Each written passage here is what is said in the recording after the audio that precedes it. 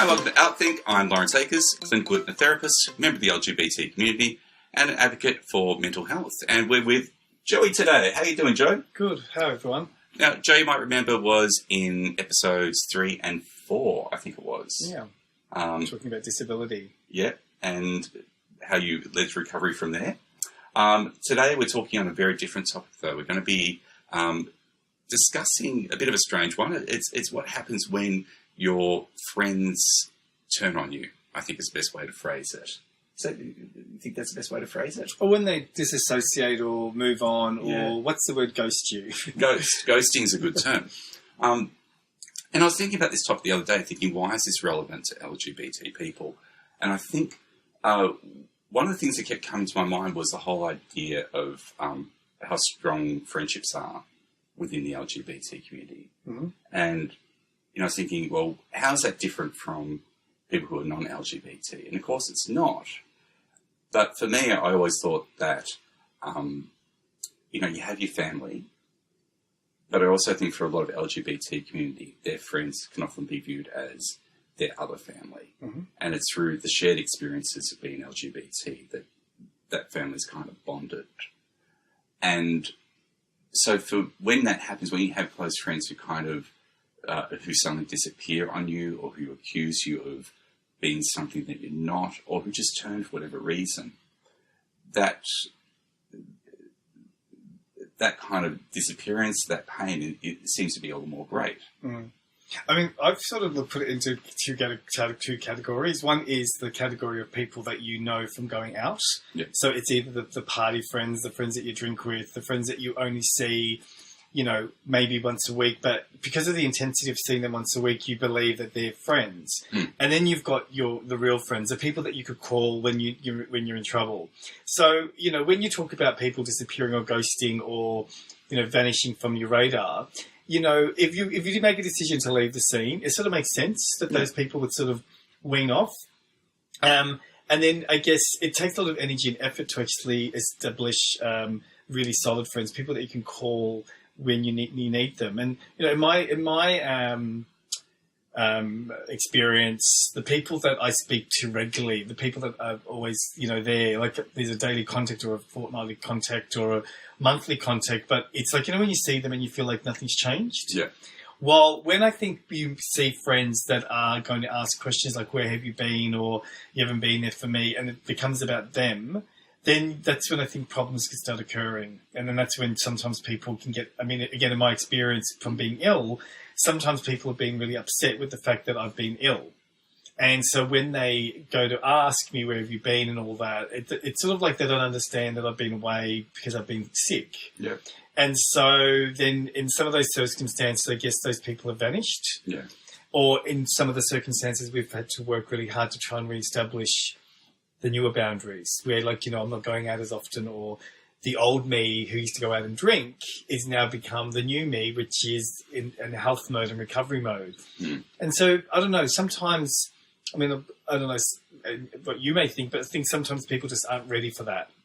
Absolutely. Or they're not prepared for that. So they decide to walk away. I consider any relationship, whether it be your family or your friend or your partner, as potentially sometimes being two roads that align, sometimes they intersect, and sometimes they veer off into different directions.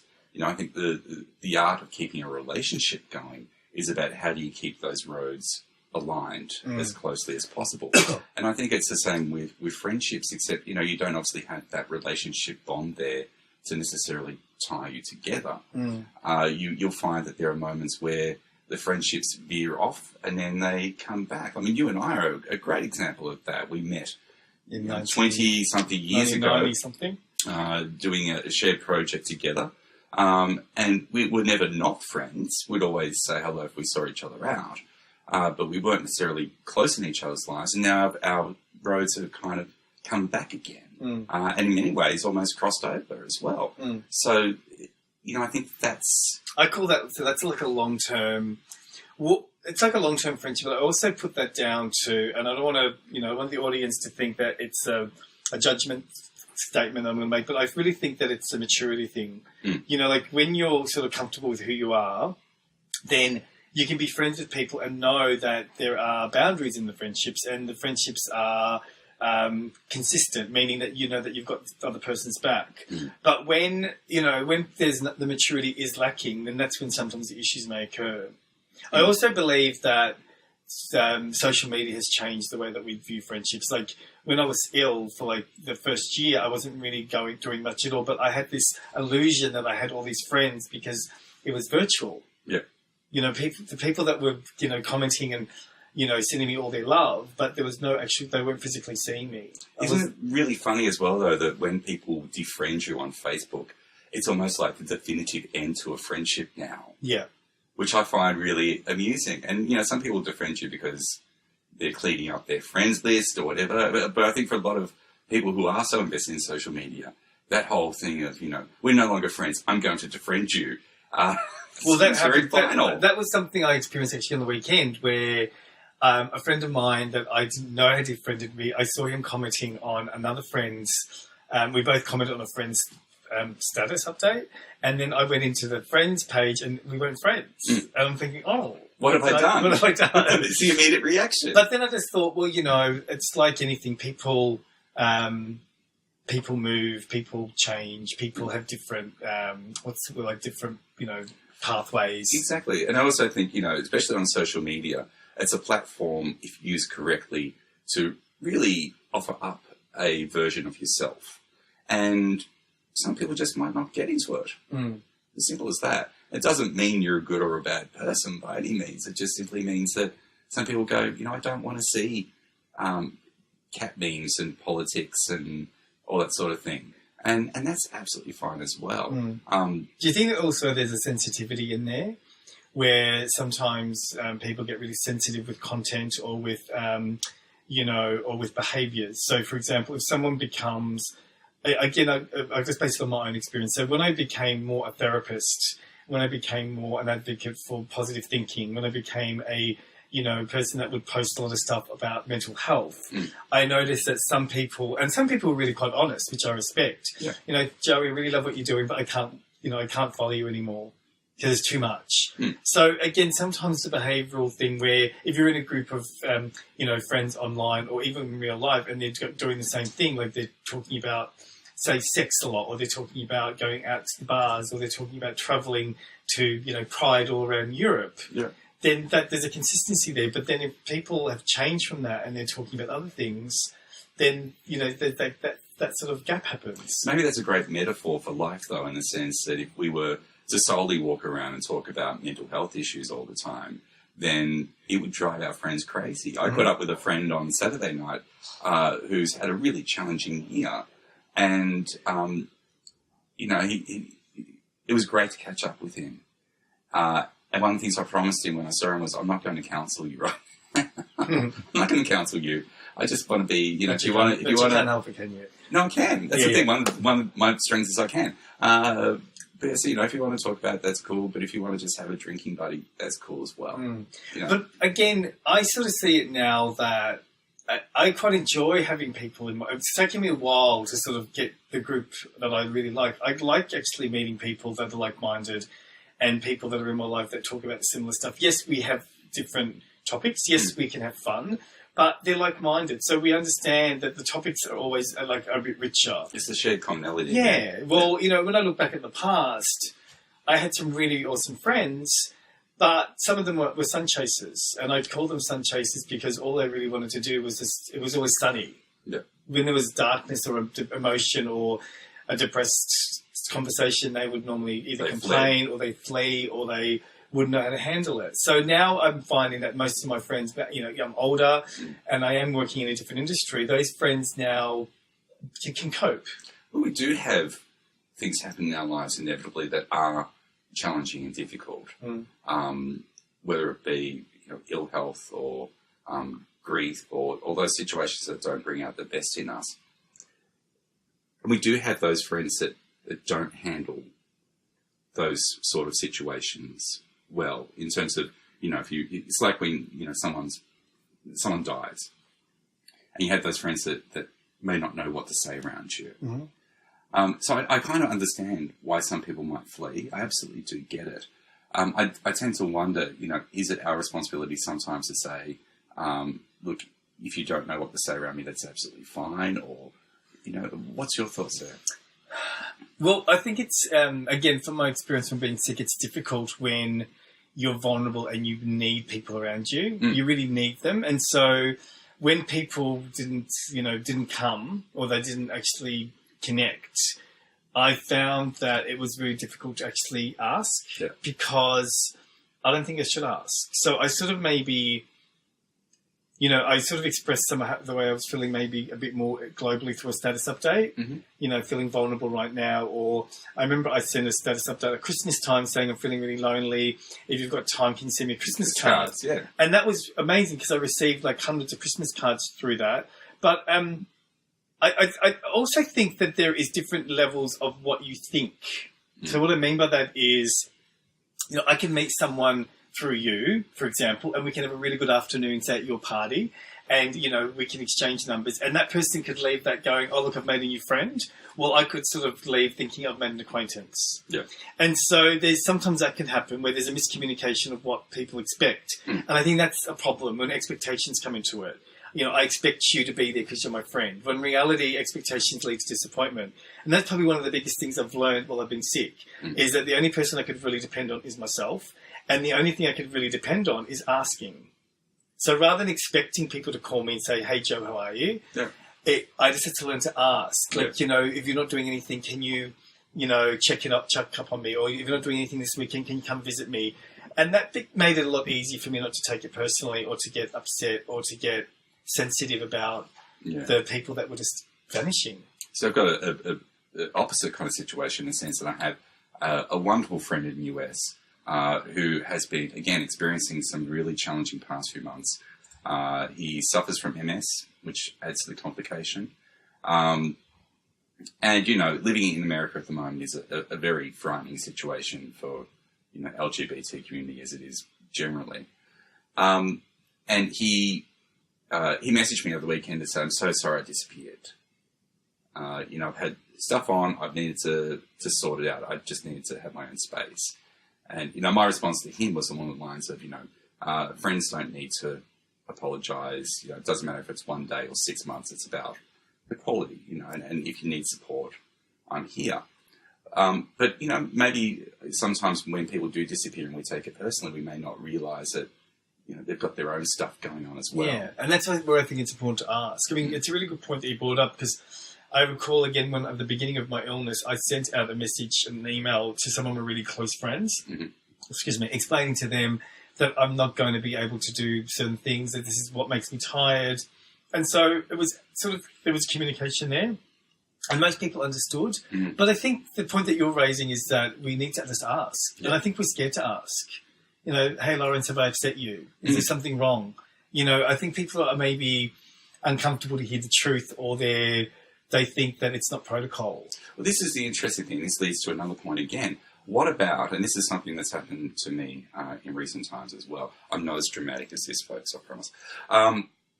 What about when you have friends who accuse you of being something that you're not, or paint you out to be this, nasty person that you're not? So they're making an assumption? Yeah, or to have withheld information that you didn't know. Those sort of situations where they think the worst of you, and after you've asked, cease the friendship there. What do you do? And my decision on that was, you've just got to let it go. Because if you can, sit with yourself knowing that you have honestly not done anything wrong, and that unfortunately it's this person's issue, how are you going to change that person's mind when they've made up their mind? You just can't. And so you can still love them, you can still wish them the best, you can still enjoy the past memories, but there's a part of you that has to learn to go, this is not my issue, I need to let go. Not my circus, not my monkeys. Yeah. No, that came out wrong. Not my monkeys, not my circus. I think it goes back to the control, that main issue of control, is that you can't control other people do, or so you can only control your response, which, like you said, you wish them well and you still care for them. But I go back to the assumption thing, is that I think one of the most important things is to not take things personally and just to learn to ask. Well, it's not our issue; it's their issue. Sometimes things are, there's been numerous times in my, my younger gay years that I was accused of sleeping with boyfriends and people that, men that other men had liked and all that. And, this is where I got myself in trouble because I sort of feel like I connect with people, but people misinterpret that as flirting. So then people can make assumptions about you and assume that you're one way or another way. And then, you can't control what people say. The reality is you can't change that in any way. Like, we're talking about how we behave naturally, instinctively, and how other people wish to interpret it based on whatever their beliefs are. Well, I think that it's a big thing in the gay world. I think that we see certain things like, we either see, a really muscly person who's out there having fun and, so we can automatically sometimes assume that they're a drug user, or we assume that they're, a high, they have a lot of sex. Well, in reality, they could be shy and they could just be projecting that shyness on the podium, for example. Or we get people that are really, really shy and really, really quiet. And, at the end of the day, but behind closed doors, they're really animalistic sex fiends. So that's not a good word, is it, fiends? But sex, connoisseurs. So I think that it's something that we do in general in society, but I think in the gay world, we're in this micro world, and so it's easier to pigeonhole people. And to sort of, I remember when, in the 90s when HIV first came out and it was coming out and it was like, it was hitting the scene and people would say, oh, he's got that. And so there was this and them sort of mentality and so on. And people would only be friends with this person and not that person and all that sort of stuff because of image and because of what they presume to be correct. So I think that's just now, progressed. I think you did a podcast on slut shaming. Was that one of your topics that you're going to do, maybe? I think it's one that we've got coming up. I think we've touched on it in the past. Yeah. Appropriately. Yeah. And I think that's one of the things is that, for example, I've got, some friends that are wealthy and some friends that, don't go out and some friends that are monogamous. And then the way that they look at other people and that, we can't be friends with them. Or like, why, that sort of stuff happens. Well, for me personally, I'm open to anyone. I have to say, I feel the term slut shaming is it's frustrating and confronting as it is anyway. I don't sit there in judgment of anyone's sexual activity or exploration, and it tends to make me wonder what is the issue for people with sluts? I think the issue is it's just going back to the topic of why people don't stay friends. The issue is that they're not like. Yeah. It's the like against it's the likeness. Yeah. So we were talking before about come back to Facebook as well. Yeah. Likes. We hang out with other therapists and we talk and we like that. Yeah. We love those conversations. Well, if you get into a room of musos, you're going to like talking about music because you've got that like. So I think that sometimes people who have not experienced that promiscuous lifestyle or maybe not gone out or maybe I've got some friends who've been in relationships from a really young age and they didn't experience maybe what another gay or lesbian may have experienced. There's that misunderstanding. Yeah. And so again, is a projection. It could be, rather than looking at themselves and maybe figuring out I'm insecure here or like, I want to try that. They'd rather label that. Yeah. It's so interesting, a number of times people would abuse someone for being promiscuous, but then you find that they go to beats. And you're thinking, well, isn't it the same thing? Isn't it the same thing? But to them it's not. They're justified in their own mind as to how this is different. But I think at some level they do recognise that, or else they wouldn't be indulging in that behaviour. Yeah. So what do you think then is a healthy solution for when you do get ghosted or when you do get dumped? Look, I think it comes back to what I was saying before. It has to be a combination of acceptance and the ability to let it go. To accept that many friendships have a start and end. Mm-hmm. All things in life have a start and end.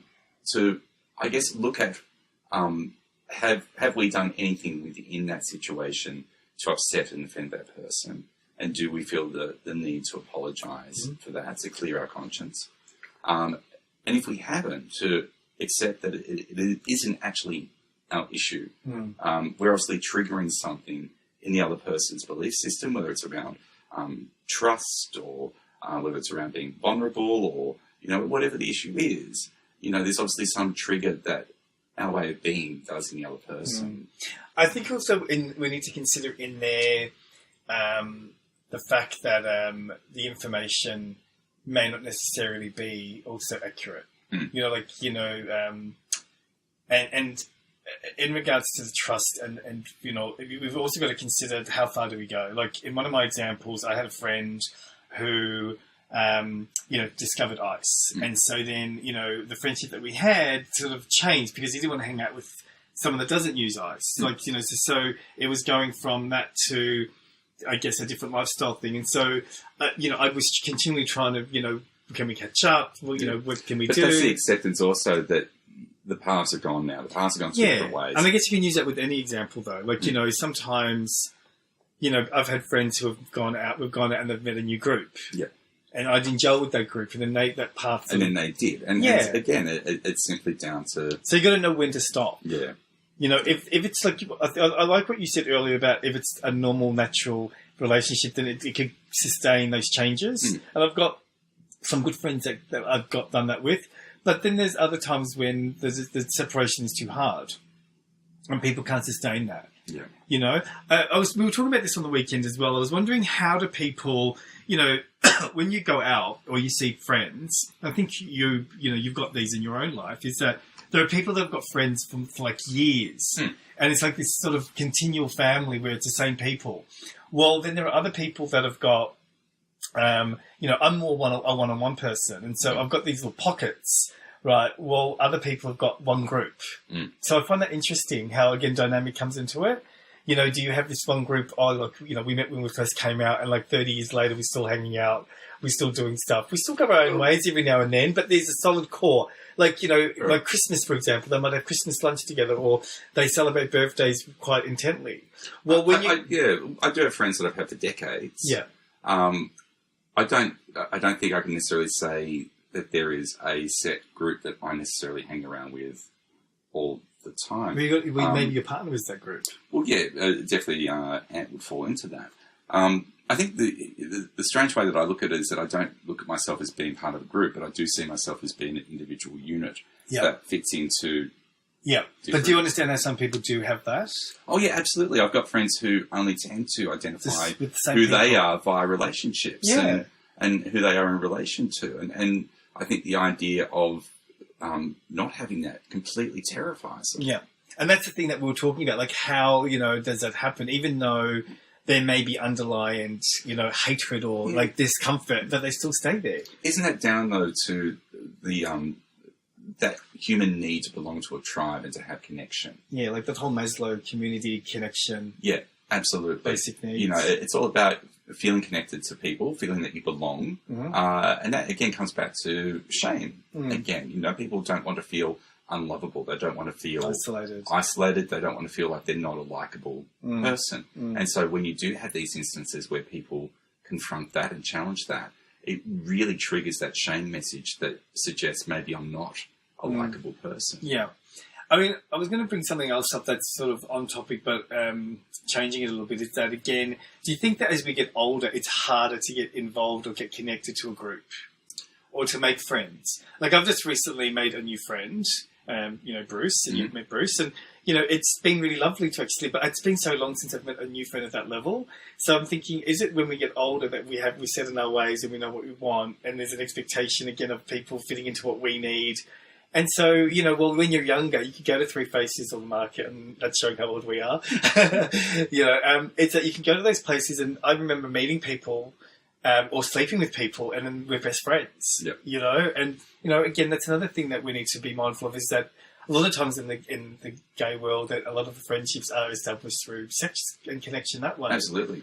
And is it happening now? So, well, before we go down that route, unintended, it should be noted, I'm pretty sure there was research done that shows that as you get older, your circle of friends gets smaller. Right. And you do only tend to have a need for a smaller circle of friends.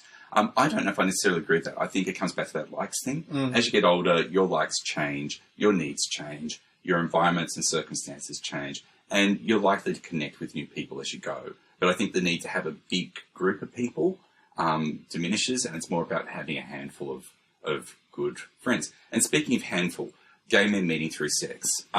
Yes, I do think that for a lot of people that has happened because, you know. But I'm talking about age here as well. Like, you know, I mean, maybe this is where we don't agree, is that I think that when you're older, it may just be harder. And maybe because I am older and I'm just basing it on my own experiences. Wouldn't that depend on what you do, where you go and what Well, that's the thing, yeah. So if I've chosen to not, you know, I don't go out as much. So I'm obviously not meeting as many, you know, people. And so it means that my world's got smaller, which goes back to your point that when, you know, for me, my close friends are really tight now. Yep. Well, you know, even just a few years ago before I was ill and I was going out more, my worlds were more like, you know, they were orbiting. You know, I had this group here, that group there. Well, now I think... It's kind of my world, yeah. Yeah, so it is up to, it all depends on circumstance. But look, thinking back, I know that when I was younger, it was quite easy for me to walk into a room and leave with, you know, 100, you know, new friends. Because, you know, you can get drunk, you can dance with them, you can connect. And, excuse me, you always have next week. You know, so there's an automatic... you know, reconnection, isn't there? Oh, you know, are you going to come back next week? Yes, I'll see you Friday. There are countless people who I don't know the name of, but I know the face of and would nod and say hello to if I saw. I think that it comes back to that original point you made about, you know, two types of friends. There's the acquaintance that you will be polite to and talk to and see and maybe know the name of.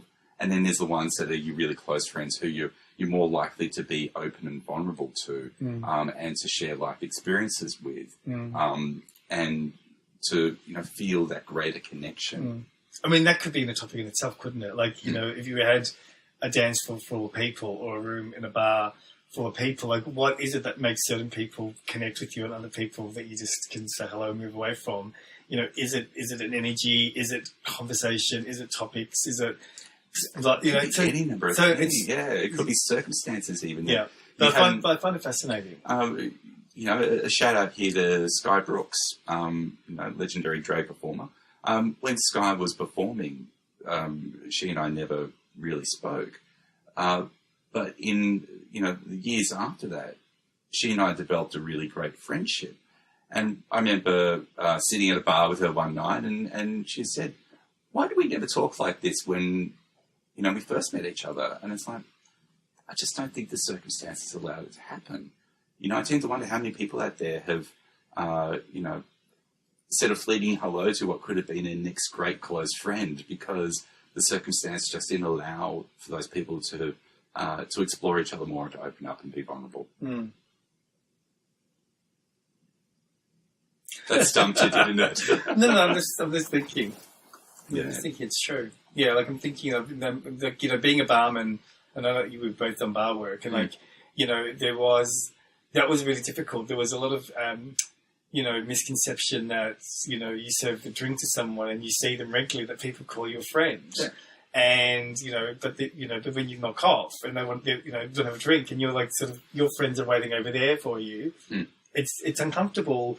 But it's also interesting how people do see different people in different ways, especially like when you work in those sort of environments or when you're given superficial connection to people. Like I always find it fascinating when someone is, you know, is connected to like a YouTuber or a, you know, like a star, and I don't know them, but they feel like they know them. Yeah, they feel like they know. It's like when, you know, last year we had many great artists leave us. You know, starting with David Bowie and George Michael and Prince and Pete Burns, and you know, again there. You know, for me, David Bowie was a big one.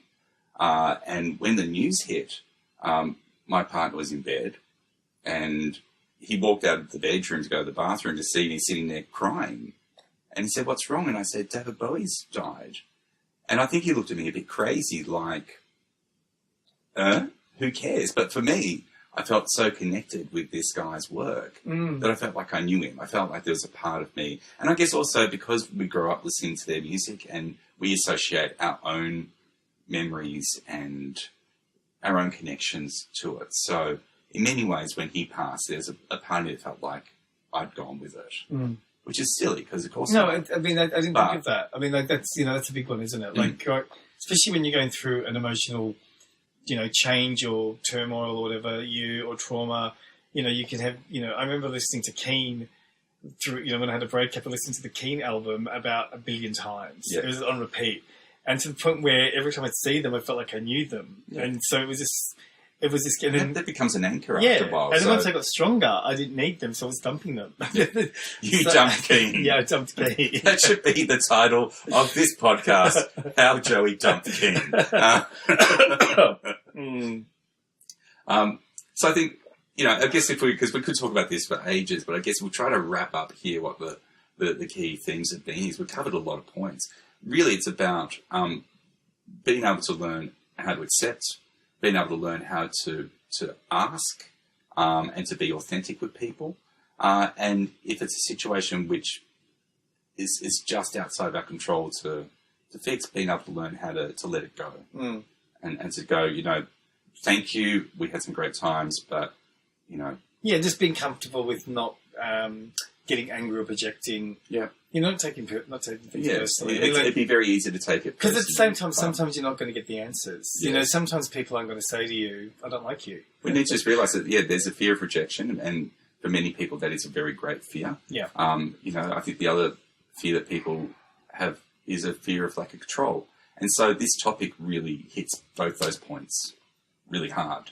So being able to recognise that we can't control everything, we're not going to be liked by everybody, and that's okay. Yeah. Good topic. Yeah. Look, thanks everyone for watching. And we look forward to seeing you at the next podcast. Until then, take care. Bye everyone.